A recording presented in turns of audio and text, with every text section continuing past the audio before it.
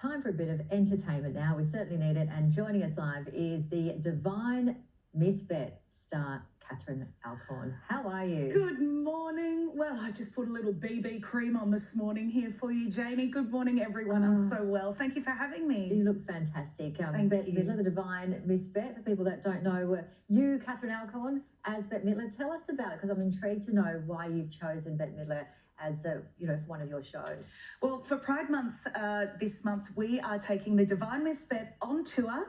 The first show that we have coming up is a sold-out performance at the Adelaide Cabaret Festival next week. We've got 2 performances before we head to Riverside Theatre in Parramatta, and then we head to Bathurst and then Penrith. So we're getting around. But the reason I first chose Bette Midler was because I had lived out of Sydney for a long time. I'd gone to university, I'd done the rite of passage and travelled to Whistler in the UK, and I came back to Australia and I needed a show, a cabaret show, to launch me back into the industry.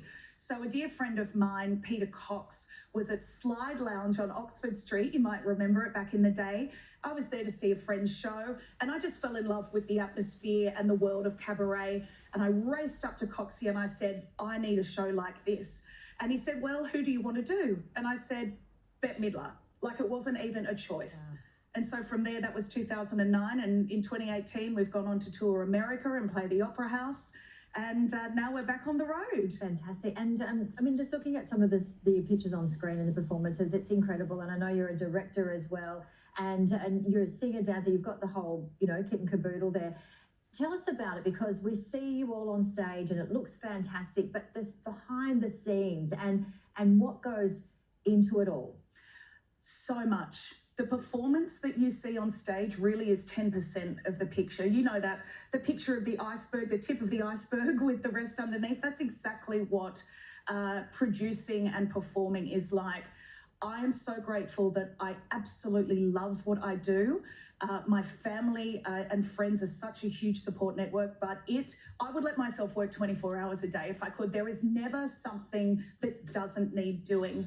I work with an incredible team, John Glenn at Hay Dowling and Harbour Management. We all work together to promote and sell the shows and book them in. So look, it's just, it's such a fabulous full-time job. And the vision that you're looking at the moment was when I had my Adele moment with my teacher at the Chatswood Concourse's brand new cabaret music and comedy room, The Lounge, last Saturday. There she is, Miss Tilly.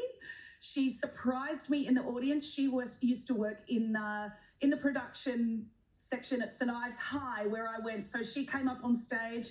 So there's some vision. There are my beautiful harlettes, Kat Hoyas, Chloe Marshall and Lisa Callingham. There's me giving the audience the time of their lives. So that was shot last week at the Lounge in Chatswood. Fantastic. I love a bit of the rose, the wind beneath my wings. We were singing this before. Some say love. There you go. You take the next verse. No, leave it to you. I'll leave it to you. I'll save it for when people aren't listening.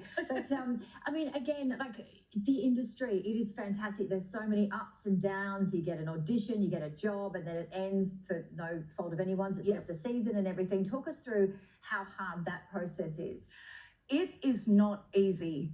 I am in my 42nd year of life, and I have worked really hard to understand that there are always going to be ups and downs. I auditioned for musical theatre for 15 years, Janie, and I was only cast in my first role in Menopause the Musical last year. But that didn't mean that I didn't stop working. I believed in myself. I knew that I had the talent. So I took it upon myself to create my own work. And I think for artists, especially in Australia, because it is a small industry here, diversifying your skill set is really important. So back in 2009, when I quit my job as a personal assistant, I saved up $3,000, was a 27-year-old sitting at mum and dad's table back at home, teaching myself to build a website, design a poster, write my own press release, cold call every journalist, every news outlet, every presenter in theatres around Australia.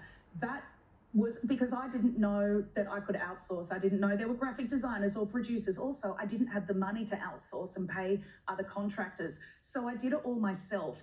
But what that has enabled me to do is learn the back end of the business and the industry, And I have now gone on to create my own production company, Tenacious C Presents.